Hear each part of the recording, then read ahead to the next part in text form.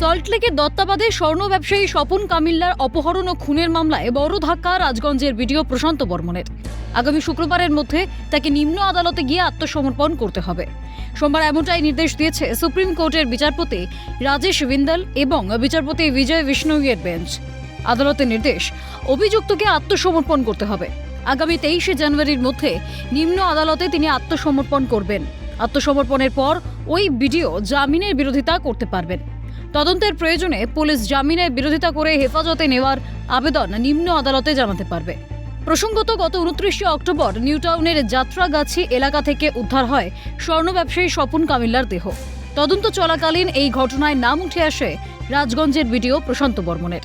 তবে গ্রেফতার বা জেরা হওয়ার আগেই প্রশান্ত বারাসাত আদালতে আগাম জামিনের আবেদন করেন এবং তার আবেদন মঞ্জুরও হয়। সেই নির্দেশকে চ্যালেঞ্জ করে কলকাতা হাইকোর্টের দ্বারস্থ হয় বিধাননগর পুলিশ। এরপর গত 22শে ডিসেম্বর নিম্ন আদালতের সেই নির্দেশকে খারিজ করে দেয় হাইকোর্ট। বিচারপতি তীর্থঙ্কর ঘোষ নির্দেশ দিয়েছিলেন 72 ঘন্টার মধ্যে আত্মসমর্পণ করতে হবে অভিযুক্তকে। হাইকোর্টের সেই নির্দেশকেই বহাল রাখল সর্বোচ্চ আদালত। শীর্ষ আদালতের এই নির্দেশের পর অভিযুক্ত কবে আত্মসমর্পণ করেন সেটাই এখন দেখার। অভিরূপা হাজরার রিপোর্ট, ক্যালকাটা নিউজ।